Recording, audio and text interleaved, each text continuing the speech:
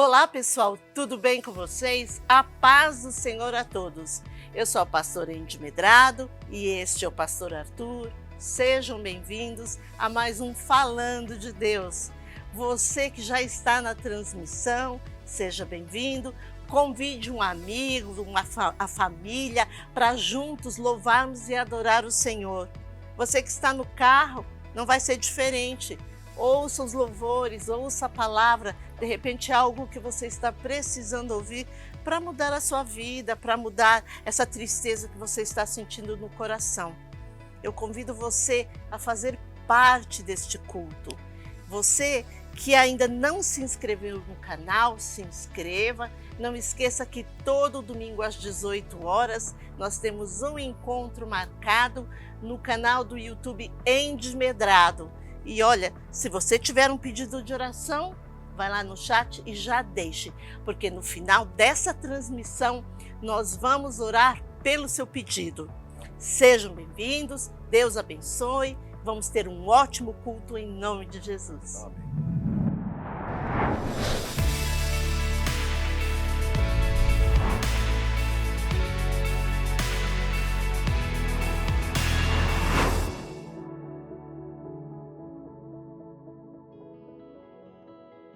A paz do Senhor a todos. Tudo bem com vocês? Você que acabou de entrar na transmissão, seja bem-vindo. Vamos todos juntos adorar o Senhor. Vamos entrar na sua presença com gratidão. Mas como assim com gratidão?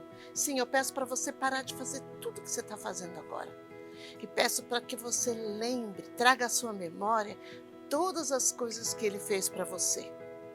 E quero que você somente agradeça. E agora eu te convido para só pensar nessa adoração que você vai entregar. E eu queria te fazer uma pergunta. Você sabe por que nós adoramos o Senhor? Por que nós devemos adorar o Senhor? Nós vivemos uma vida tão apressada, né? Tudo muito rápido, correndo daqui para lá, não temos tempo para nada. E com isso, nós esquecemos a importância, quão importante é adorar o Senhor. E eu vou te fazer uma outra pergunta. Você sabia que o louvor é uma arma de guerra espiritual? Eu vou te falar por quê. Olha aqui, ó. A Bíblia fala que em 2 Crônicas, capítulo 20, dos versículos 21 e 22, a Bíblia diz que quando o rei Josafá entrou em guerra, o Senhor disse para o exército do rei que somente cantassem louvores e adorassem ao Senhor a caminho da batalha. E aí está dizendo, olha, e assim eles fizeram, né? Versículo 21. Depois de consultar o povo, Josafá nomeou alguns homens para cantarem ao Senhor e o louvarem pelo esplendor de sua santidade, indo à frente do exército cantando: deem graças ao Senhor, pois o seu amor dura para sempre. Versículo 22.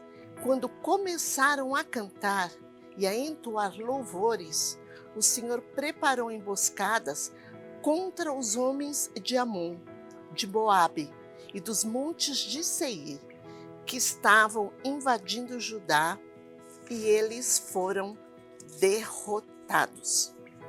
Quando nós louvamos o Senhor numa situação de luta, o que nós estamos fazendo é demonstrando a nossa fé nele. Nós estamos deixando de olhar para a luta, para o problema, para olhar para ele e para acreditar e ter fé que ele vai estar conosco nessa luta e que ele vai nos dar vitória. Deus está com você nessa luta. Deus está com você onde quer que você esteja agora. Eu não sei qual é a luta que você está passando, mas Ele está com você. E Ele está do seu lado. E muitas vezes Ele está ao nosso lado e nós não vemos. Não é impressionante isso? Ele fala conosco e nós não ouvimos. Lembra dos discípulos do Senhor a caminho de Emaús? O Senhor estava com ele. Eles andaram com Jesus pelo menos 3 anos. Viram Jesus fazer os milagres, andaram com ele, mas não reconheceram Jesus, quando estava caminhando com eles a caminho de Emaús. O Senhor Jesus, ele fazia milagres naquela época e ainda faz milagres nos dias de hoje. Mas você precisa crer. Eu te convido para você louvar comigo, com fé. Com fé que Deus irá mudar o seu cativeiro. Não importa que tipo de cativeiro que você esteja passando. Talvez você esteja falando, não, o meu não tem jeito. Tem jeito sim. O Senhor pode mudar o seu cativeiro. O Senhor pode mudar a sua situação e te entregar o milagre em nome de Jesus. Vamos louvar o Senhor.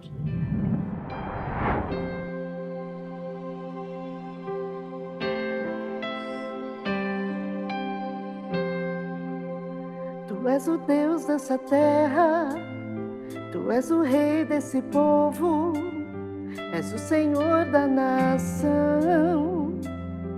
Tu és a luz desse mundo, esperança para os perdidos. Tu és a paz para os cansados. Tu és. Ninguém é como o nosso Deus. Ninguém é como o nosso Deus.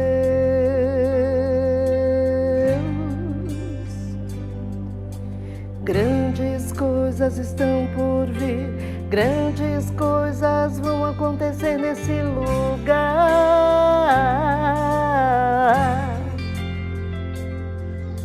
Grandes coisas estão por vir, grandes coisas vão acontecer nesse lugar.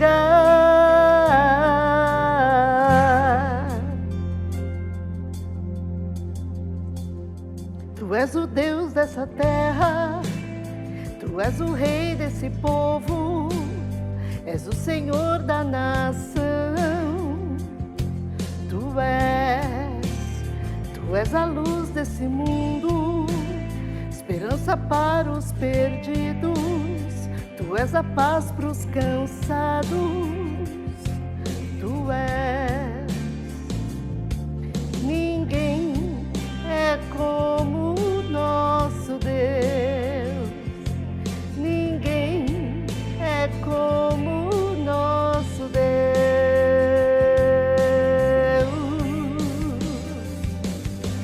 Grandes coisas estão por vir, grandes coisas vão acontecer nesse lugar.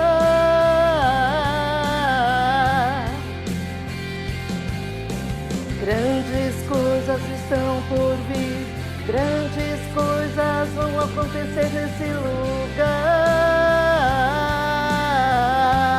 Diga. Grandes coisas estão por vir, grandes coisas vão acontecer nesse lugar. Eu creio. Grandes coisas estão por vir, grandes coisas vão acontecer aqui. Creia, grandes coisas vão acontecer aqui, na sua casa, onde quer que você esteja.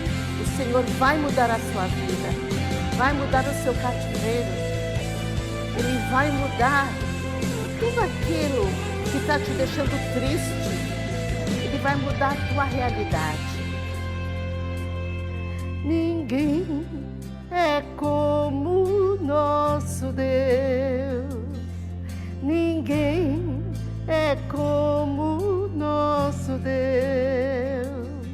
Ninguém é como o nosso Deus. Fale. Ninguém é como o nosso Deus.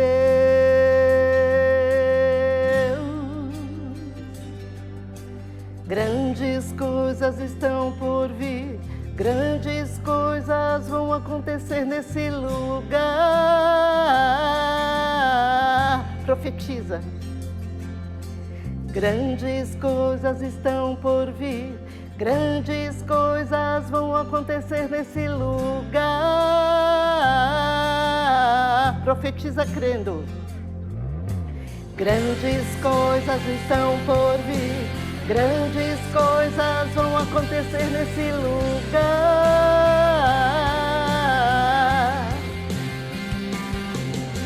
Grandes coisas estão por vir.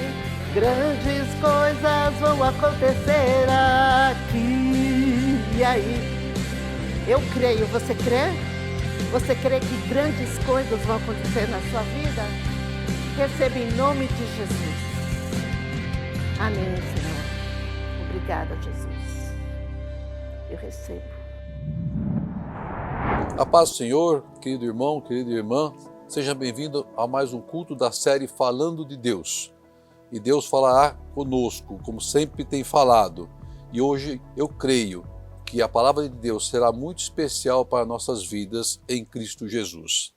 Eu quero iniciar esse culto desta tarde, início de noite, lendo parte de uma poesia de William Shakespeare, dramaturgo e poeta inglês, e em seguida o relato de uma história real feita por um médico ateu durante a Guerra Civil Americana. E vocês vão entender o porquê disso.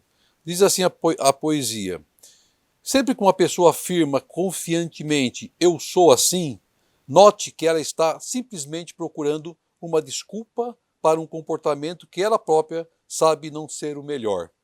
Quando faltam argumentos a uma razão real, objetiva e emocionalmente integrada, alguns somente repetem o velho e seguro chavão "eu sou assim" e continuam a fazer as coisas da mesma forma. Isto é chamado de crença no determinismo genético.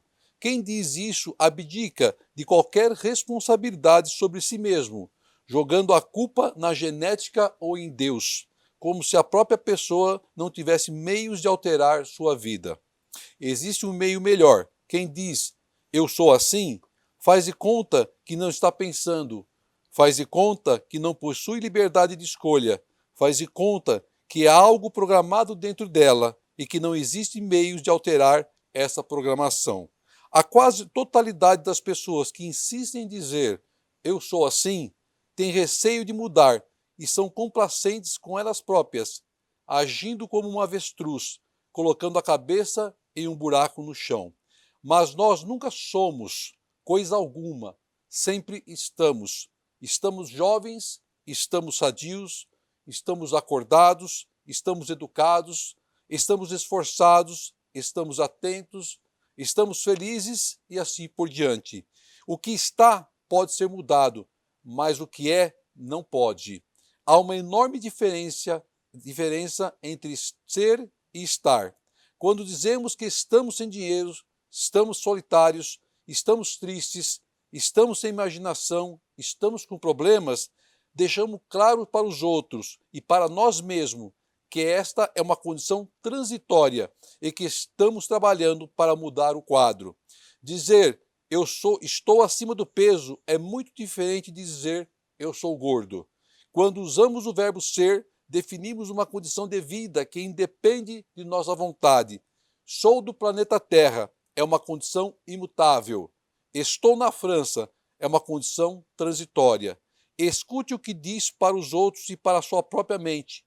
Se você disser algo começando com a frase "eu sou assim mesmo", verifique imediatamente se não está somente tentando explicar o inexplicável para o seu próprio coração. Não tente se enganar, porque no fundo você vai saber que é uma afirmação falsa. Somente quem muda sobrevive. Como diz William Shakespeare, ser ou não ser, eis a questão. Nesse caso, é a sua questão, porque é a sua vida. Muito interessante. O relato que eu quero ler agora é a respeito de um médico ateu e ocorrido durante a Guerra Civil Americana. É uma história real, são fatos reais.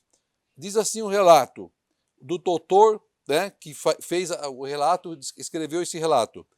Trabalhei como cirurgião do Exército dos Estados Unidos durante a Guerra Civil.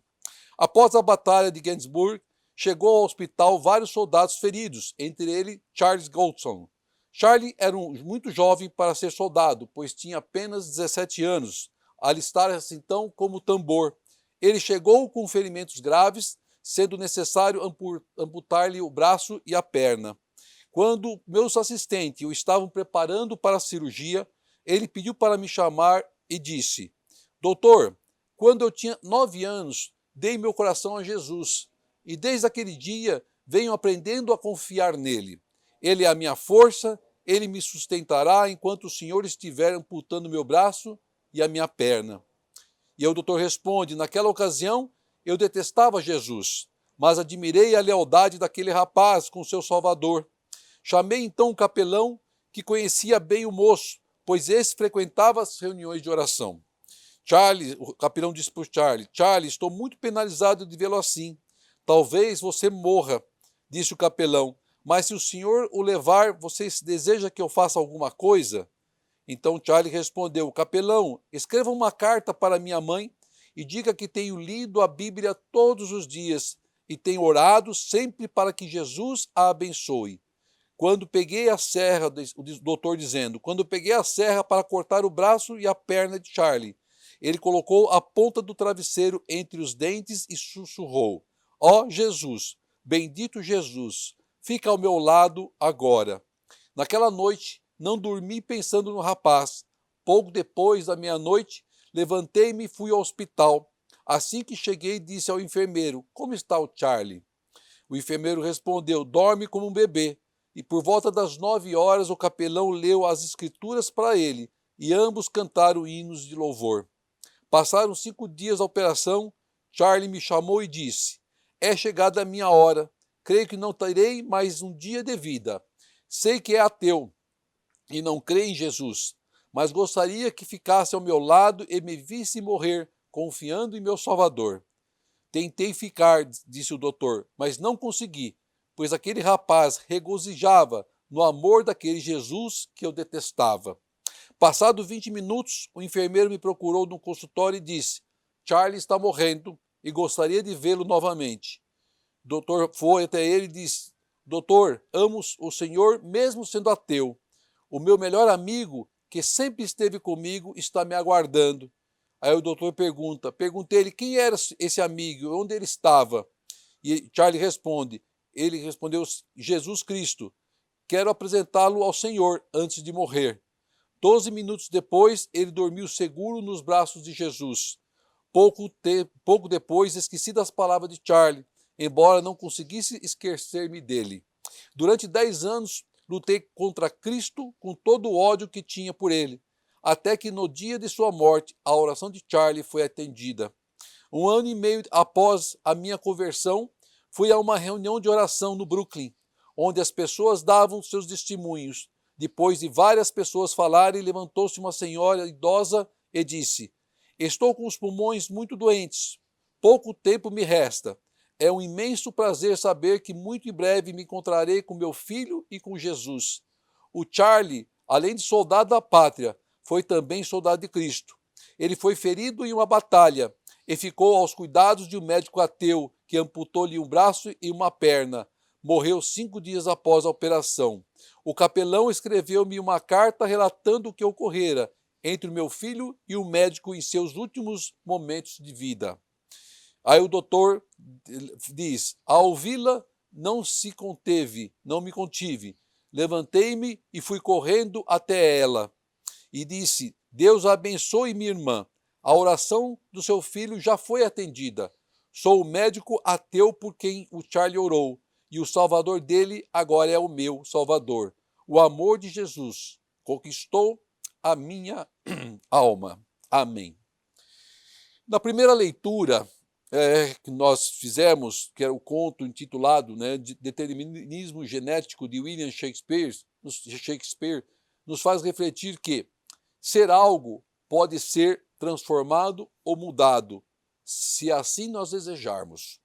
E na segunda leitura, que é o relato de um jovem de 19 anos, cristão, ferido durante a Guerra Civil Americana e que, apesar de todas das suas dores, ele não perdeu a sua fé em nenhum momento, pelo contrário, ele foi usado para transformar a vida de um médico ateu, através do seu testemunho.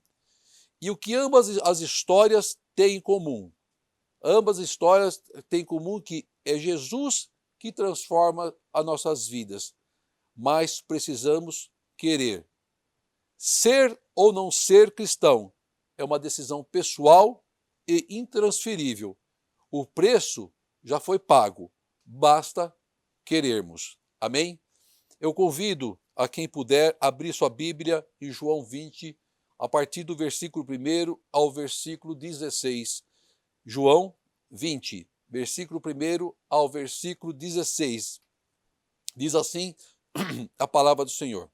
No primeiro dia da semana, bem cedo, estando ainda escuro, Maria Madalena chegou ao sepulcro e viu que a pedra da entrada tinha sido removida.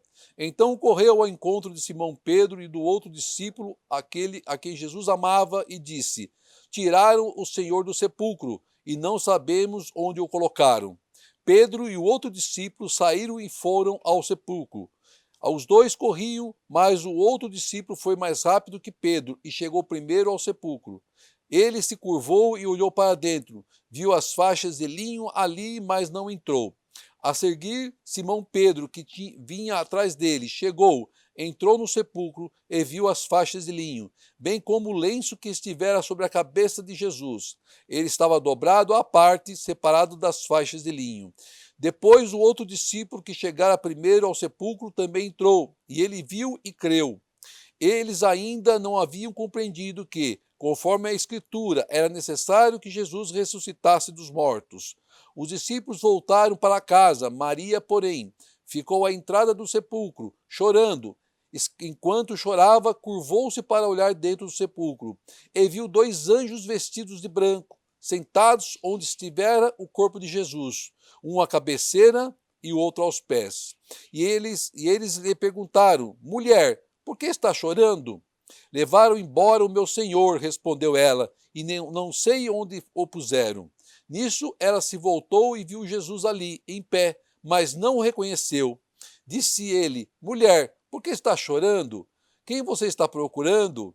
Pensando que fosse o jardineiro, ela disse: Se o Senhor o levou embora, diga-me onde o colocou e eu o levarei. Jesus lhe disse: Maria. Então, voltando-se para ele, Maria exclamou em aramaico: Rabone, que significa mestre. Amém. Glória seja dada ao Senhor pela sua palavra. É comum nós nos perguntarmos: onde está Jesus? Como se tivéssemos perdidos a Jesus, perdidos a Deus. Já aconteceu com você? Você já perdeu a Jesus? Você já procurou Jesus e não o via? Você já achou que Jesus tinha sumido da sua vida? Essa era a impressão passada por Maria Madalena e as demais mulheres que estavam com ela, Salomé e a Maria, mãe de Tiago, que é relatado lá em Marcos 16, no livro de Marcos 16, a respeito dessa mesma passagem. Então, o primeiro e o segundo versículo, eles nos mostram que quando Maria Madalena vai e vê a pedra removida, e depois ela vem de encontro Simão Pedro e o outro discípulo a quem Jesus amava, provavelmente João, e que naquele instante eles olham e falam: tiraram a pedra do sepulcro e não sabemos onde colocaram o Cristo, o corpo de Cristo. Presta atenção, irmão, quem levou a notícia do que havia acontecido, de que o corpo de Jesus não estava no sepulcro, foi Maria Madalena, demonstrando pelas palavras que ela lançou, que está descrito aqui, que ela estava perplexa em ver que a pedra que fechava o sepulcro havia sido removida. Se você for buscar na história, as pedras que fechavam os sepulcros na época eram pedras grandes, pesadas. Por quê? Para dificultar a ação de ladrões. Então a pedra era colocada como uma espécie de lacre no sepulcro, para impedir que as pessoas abrissem e entrassem. Então a pedra foi removida, e eram pedras pesadas. Então isso já levantava uma suspeita que poderia ter sido realmente uma ação de ladrões.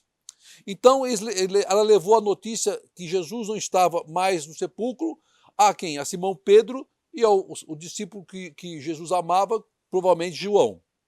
E ela diz lá: tiraram o Senhor do sepulcro e não sabemos onde o colocaram. A forma com que Maria traz a notícia é de espanto, de perplexidade, imaginando que o corpo de Cristo havia sido roubado. Apesar dela ter andado com Jesus, apesar de ter visto os milagres do Mestre, apesar de ter vivido próximo ao Mestre, ela desejava ver o quê? O corpo de Cristo. Para os judeus, havia uma espécie de ritual quando alguém morria, onde eles lavavam o corpo, eles purificavam o corpo, passavam lá as suas loções, perfumes e enrolavam o corpo em vestes brancas. E isso foi feito com Cristo também. Mas vamos continuar na palavra. No versículo 3 ao 9 diz assim: Pedro e o outro discípulo saíram e foram para o sepulcro. Os dois corriam, mas o outro discípulo, que provavelmente era João, foi mais rápido que Pedro e chegou primeiro ao sepulcro. Ele se curvou e olhou, ele não entrou, ele se curvou e olhou para dentro e viu que as faixas de linho estavam lá, mas não entrou. Versículo 6. A seguir, Simão Pedro, que vinha atrás dele, chegou e entrou no sepulcro. Simão Pedro já entrou direto no sepulcro. E viu as faixas de linho, bem como o lenço que estivera sobre a cabeça de Cristo, de Jesus. Ele estava dobrado à parte, separado das faixas de linho. Depois, o outro discípulo, né, que chegou primeiro, que era provavelmente João, entra depois, e viu e creu. Ele precisou ver para crer que Jesus não estava lá. Mas aí o versículo 9 é muito importante, porque ele diz assim: eles ainda não haviam compreendido que, conforme a Escritura, era necessário que Jesus ressuscitasse dos mortos. Até esse momento, até esse instante, eles não tinham entendido que Jesus havia ressuscitado. Eles precisaram ver para crer que Jesus tinha desaparecido. Natureza do homem. Ter que tocar, ter que ver para poder acreditar. Precisaram olhar com os próprios olhos para crerem que o Mestre não estava mais no sepulcro, mas não se lembraram das palavras de ensinamento do Senhor. Acontece com a gente também. Às vezes nós passamos por situações em nossas vidas e Deus fez promessa, Deus lançou palavra, Deus nos ensinou através de cultos e pregações e nós nos esquecemos. Nós não nos lembramos. É normal isso no ser humano. Eles viram evidência de que o corpo de Cristo esteve no sepulcro. Estava lá o lenço que cobriu sua cabeça, as faixas que cobriram o seu corpo. Estava tudo lá. Mas apenas o corpo de Cristo não estava. Aí lá no versículo 9, então, ratifica aquilo que nós estávamos falando. Eles não se lembraram daquilo que estava determinado, que estava nas Escrituras, que Cristo deveria ressuscitar dos mortos. Queriam ver um corpo morto, sem vida. Só que Jesus venceu a morte. Ele ressuscitou. Como diz lá em 1 Coríntios 15, 55 a 57, onde está, ó morte, a sua vitória? Onde está, ó morte, o seu aguilhão? O aguilhão da morte é o pecado, e a força do pecado é a lei. Mas graças a Deus que nos deu a vitória por meio de nosso Senhor Jesus Cristo. Onde está, ó morte, a tua vitória? Onde está, ó morte, a tua aguilhão? Foi vencida por Cristo. Vencida por Cristo. Quem está em Jesus, irmão, tem vida e vida em abundância. E os discípulos parece que não tinham entendido o que tinha acontecido. Eles buscavam um corpo carnal morto, mas esse corpo que outrora estava morto ressuscitou para que a palavra de Deus se cumprisse. Facilmente perdemos Jesus de vista, mesmo que tenhamos começado cedo a nossa intimidade com Cristo. Às vezes achamos que perdemos ele, porque procuramos fora de nós, procuramos nos túmulos do mundo, na nossa incredulidade, na nossa fraqueza e limitação, na nossa falta de fé. Aí no versículo 10 diz assim: os discípulos voltaram para casa, Maria, porém, ficou à entrada do sepulcro, chorando. Enquanto chorava, curvou-se para olhar para dentro do sepulcro. Maria Madalena e os discípulos tinham acabado de entrar naquele sepulcro e não acharam ninguém. Eles entraram lá dentro, como estava descrito nos versículos anteriores, encontraram as vestes de Jesus lá caída e o lenço da sua cabeça em outro canto. Então não tinha mais ninguém lá dentro. Aí eles foram embora Maria continuou naquele lugar, na porta do sepulcro. Ou seja, qualquer um que passasse por ali, ela viria. Então ela continuou lá, e aí o que ela faz? Na versículo seguinte, ela vai olhar para dentro do sepulcro. Olha o que diz lá no versículo 12. Que ela olha para o sepulcro e ela viu 2 anjos vestidos de branco, sentados onde estivera o corpo de Cristo, um à cabeceira e o outro aos pés. E eles lhe perguntaram: mulher, por que está chorando? Levaram o meu senhor, respondeu ela, e não sei onde puseram. Olha que interessante, irmão. Ela tinha acabado então de constatar que o sepulcro estava vazio. Não é isso? Que não tinha ninguém. Não tinha ninguém. E quando ela volta e olha para dentro do sepulcro, ela vê 2 anjos do Senhor lá dentro. Só que ela não reconhece eles como os anjos do Senhor. Porque se ela reconhecesse, ela saberia que um milagre aconteceu naquele lugar. E aí os anjos o que fazem? Eles fazem uma pergunta para ela. A pergunta tinha um sentido de que para que ela pudesse entender que o milagre aconteceu naquele lugar. Porque Cristo não estava mais lá. Mas Maria Madalena volta a questionar os anjos, porque ela estava cega devido aos seus sentimentos humanos, de querer saber do corpo de Cristo. E ela pergunta então aos anjos que ali estavam sobre o corpo de Cristo, em lágrimas, chorando, cega, ao ponto de não reconhecer que naquele lugar onde havia morte, agora havia vida, pois o Mestre ressuscitou. Assim é em relação às nossas vidas. Deus manda sinal para nossas vidas e nós não vemos. Deus opera milagres ao nosso lado e nós não vemos. Aí vai no versículo 14. Nisso, ela se voltou e viu Jesus ali, em pé, mas não o reconheceu. Jesus ali em pé, ela não reconheceu. E disse ele: mulher, por que está chorando? Quem você está procurando? O Cristo falando com ela. E ela, pensando que fosse o jardineiro, ela disse: se o Senhor o levou embora, diga-me onde ele o colocou e eu levarei. Ela não reconhece os anjos e não reconheceu o próprio Mestre, o próprio Senhor. Deus manda não um, manda 2 anjos e nós não vemos. Jesus se apresenta a Maria, o mesmo que expulsou os 7 demônios de sua vida, e ele não vemos. O Mestre questiona o que está acontecendo, porque você chora, e nós não vemos, não reconhecemos o Mestre. Ela faz a mesma pergunta onde estava o corpo de Cristo, e ele responde, e ela não entende, não reconhece o Mestre, o Cristo ressuscitado, vivo, estava à sua frente, e ela não reconheceu e ela não conseguiu ver. É necessário acontecer o quê para conseguirmos ver Cristo operando em nossa vida? O que precisa acontecer para que nós consigamos ver Cristo em nossas vidas? Se Ele mesmo se apresenta e nós não conseguimos discernir, conseguimos entender que é o Cristo que está ali. Ela conhecia a Cristo, conhecia a sua aparência como Cristo, conhecia o Salvador, vivenciou os milagres de Cristo, mas não o reconheceu. Será que é só ela? Não. Conosco também. Cristo opera tantos milagres em nossas vidas e muitas vezes nós reclamamos porque nós não reconhecemos.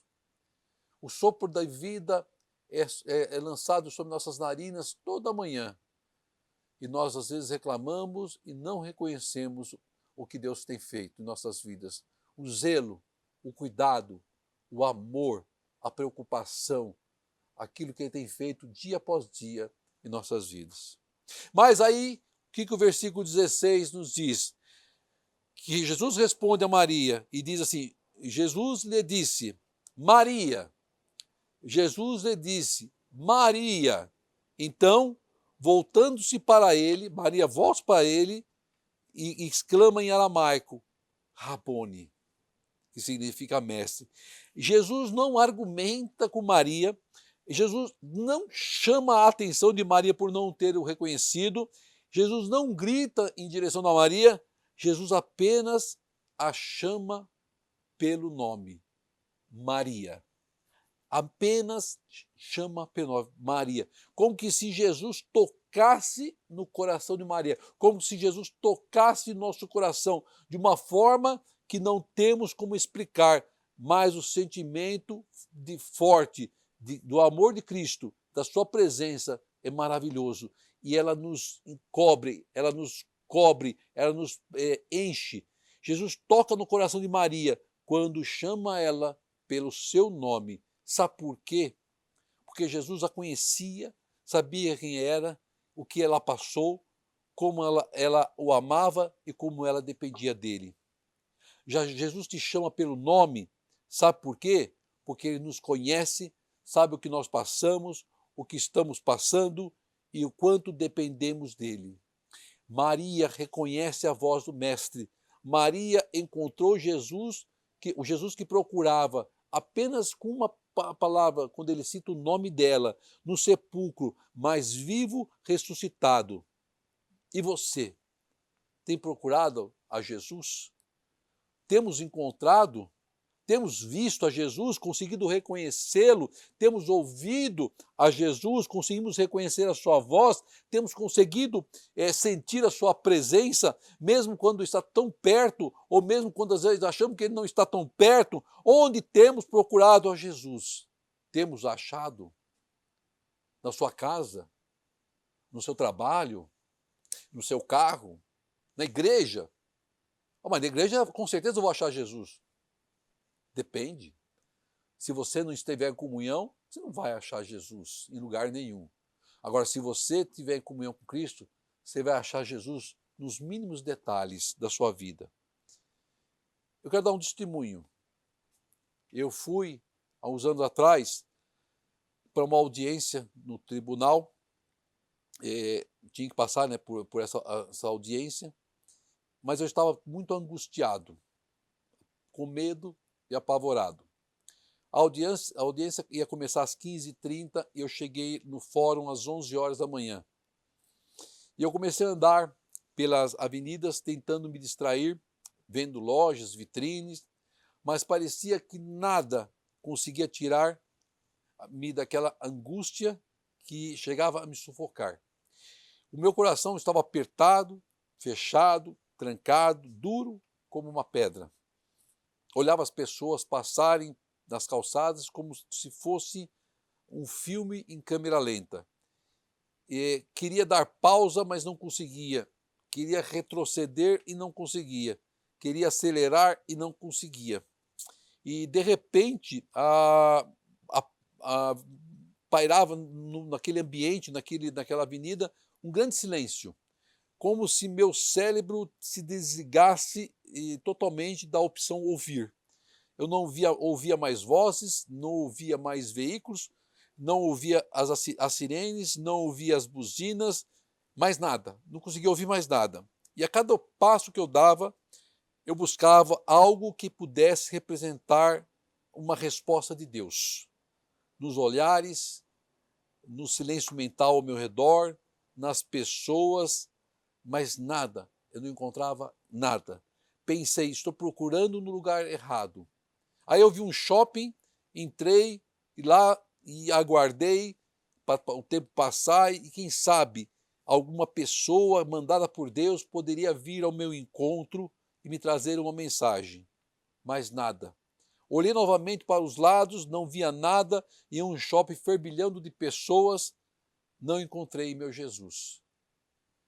Saí, caminhei por 6 quarteirões aproximadamente até o fórum, perguntando-me onde estava o meu Senhor, por que o roubaram de mim. Quando entrei no fórum, naquele lugar de discórdia, tristeza, ódio, rancor, pensando estar totalmente sozinho, ouvi uma voz suave, mansa, de amor, que disse: Arthur. Imediatamente eu respondi: meu Senhor. Essa experiência na minha vida foi muito especial, porque ela tem muita singularidade com o texto que nós acabamos de ler, quando Cristo responde Maria. Cristo só respondeu para mim, Arthur. E imediatamente eu reconheci a voz do meu Senhor e sabia que Ele estava comigo. Jesus está tão perto, muito perto, fazendo parte de nossas vidas, de nossa história, todos os dias. E o que temos procurado? Será que nós temos corrido atrás do que não importa? Ou corremos atrás do que já está perto? Ou corremos atrás da morte ao invés da vida? Ou corremos em círculos, saindo e voltando do mesmo lugar, sem encontrarmos o que procuramos? Ou corremos de olhos fechados, buscando e não encontrando porque não vemos? Deixa Jesus mudar a sua vida. Deixa Jesus segurar a tua mão. Escute a voz de Jesus te chamando pelo nome. Jesus não está mais no sepulcro. Jesus está vivo porque Ele ressuscitou, para que nós pudéssemos ter comunhão com o Pai. A palavra nos ensina que nós temos que sim buscar Jesus, estar atento à sua voz. E não acho que Jesus vai subir no púlpito e vai começar a fazer um discurso para você. Não. Jesus apenas vai olhar para você e vai te chamar pelo seu nome. E quando Ele fizer isso, tudo vai acontecer. Lembra da passagem, quando Cristo acordou no barco e disse para a tempestade apenas, aquieta-te, acalma-te. Cristo não precisa lançar palavras para o milagre acontecer. Basta Ele só te chamar pelo nome. E esta noite, Cristo está te chamando pelo nome. Ouça a voz do Senhor. Ouça o Senhor te chamando pelo seu nome. E recebe a bênção do Senhor em Cristo Jesus. Amém. Que Deus te abençoe grandemente, que essa palavra fique enraizada em seu coração. Amém. Ao lermos essa palavra da ressurreição de Cristo, para quem está de fora, analisando o que se passou, às vezes nós até julgamos assim, puxa vida, eles que viveram, andaram com Cristo, presenciaram os milagres de Cristo, ceiaram com Cristo, não têm condições de reconhecer o próprio Mestre. Onde está o problema que levou a eles não reconhecerem, às vezes, o próprio Mestre, que levou a Maria a não reconhecer o próprio Mestre, o próprio Senhor? Mas nós temos que entender que todos nós fomos formados do mesmo pó, E temos nossas limitações humanas, nossas fraquezas e até, às vezes, a nossa falta de fé em alguns momentos. Isso são limitações que Cristo conhece, que Deus conhece de nossas vidas. O que importa é que Ele nos ama e que nos chama pelo nome. Só Cristo, só Deus é capaz de saber o nome de cada um de nós, de nos chamar pelo nome. Sabe por quê? Porque Ele nos formou. E Ele, tendo nos formado, a sua imagem e semelhança, Ele nos conhece na intimidade. E o que Ele quer de nós também é que nós o venhamos a conhecê-lo na intimidade. Então peça para o Senhor te dar ouvidos atentos à sua voz, para quando Ele te chamar pelo nome, você faça que nem a Maria Madalena fez. Você se vire e volte para o Senhor. Amém? Nós vamos orar agora pelos irmãos que fizeram seu pedido de oração. Nós vamos estar intercedendo pela vida de cada um de vocês, para que Deus continue colocando o alimento que precisamos em nossos corações. Quero chamar a minha esposa, a pastora Edith Medrado, para juntos orarmos ao Senhor. Se você puder, onde você estiver, feche teus olhos, ou então põe a mão no teu coração, da forma que você se sentir melhor. O que importa é você deixar Deus falar ao teu coração. Querido Pai, amado Senhor, nós queremos agradecer pela palavra, o que o Senhor nos trouxe esta noite, Senhor. Agradecer pela mensagem, Pai, que penetrou nossos corações, Pai. E podemos saber, Pai querido, que apesar de, às vezes, das nossas limitações, Pai, o Senhor sempre vai estar conosco e sempre vai nos chamar pelo nome, Pai. Eu peço que Teu Espírito agora toque o coração de cada irmão, cada irmã que está nos ouvindo e assistindo, Senhor. Que a palavra, Pai, fique enraizada nos corações, Senhor, e que elas possam atentamente ouvir a voz de Deus, a chamando pelo nome, Senhor, como sinal de promessa, um sinal de aliança, Pai, um sinal de que o Senhor está atento, Pai Santíssimo, ao nosso clamor, à nossa oração. Obrigado, Pai, porque o Senhor nunca tem tem afastado de nós o teu Espírito. Obrigado, Pai, porque o Senhor, Pai, está sempre cuidando de nós e zelando para nossas vidas, Senhor. Obrigado, porque está sempre ao nosso lado. Em tudo nós te agradecemos e louvamos o teu nome, em Cristo Jesus. Amém e amém. Obrigado, Senhor. Amém. Glória seja dada a Deus. Que palavra mais verdadeira. Nossa, falou muito comigo, porque eu fiquei pensando aqui comigo, né? Na Bíblia tem aquela passagem dos apóstolos que estavam a caminho de Emaús e já tinham convivido com Jesus há mais de 3 anos, e não reconheceram Jesus. Jesus estava caminhando com eles todo aquele tempo e não reconheceram Jesus. E eu fico pensando, né? Quantas vezes Jesus fala conosco e nós não o reconhecemos? Às vezes nós estamos tristes, sós, nos sentimos sós, aborrecidos com alguma coisa, depressivos, endurecemos o nosso coração e Ele está falando conosco o tempo todo e a gente não ouve.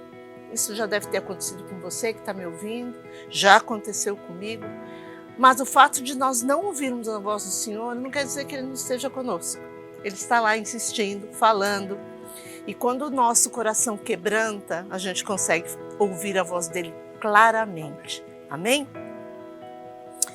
Tem uma frase que diz que você não pode mudar o seu passado, mas você pode escolher como você irá viver o seu futuro. E você sabia que Jesus quer fazer parte do seu futuro? Você sabia que Jesus quer fazer morada no seu coração?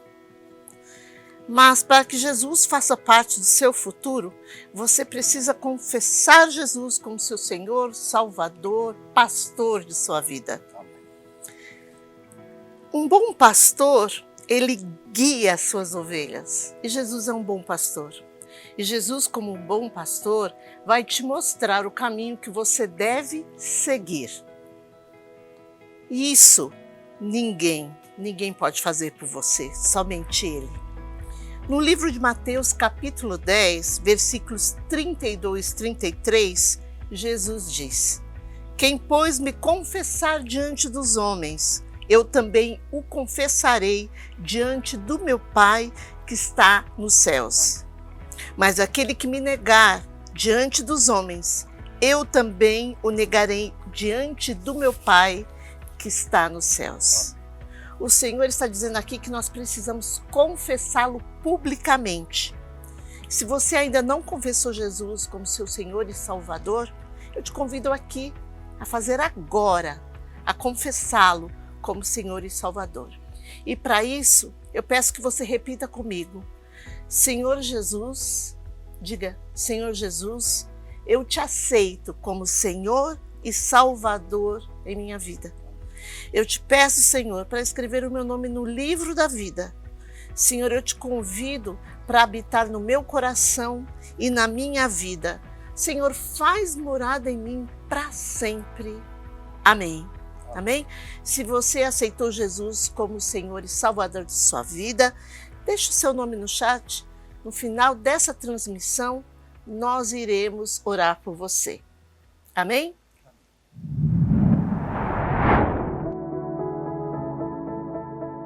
E você já falou de Deus hoje? Nós gostaríamos de agradecer a todos vocês que participaram desse culto e nós esperamos que a palavra tenha falado com você tremendamente.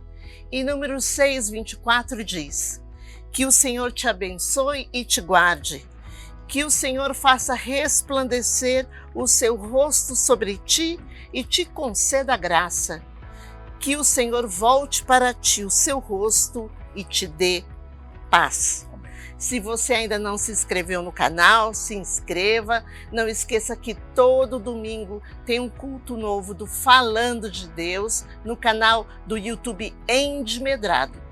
Todo domingo às 18 horas nós temos um encontro marcado. E até lá, que o Senhor te abençoe e te guarde. Um grande beijo. Grandes coisas vão acontecer nesse lugar.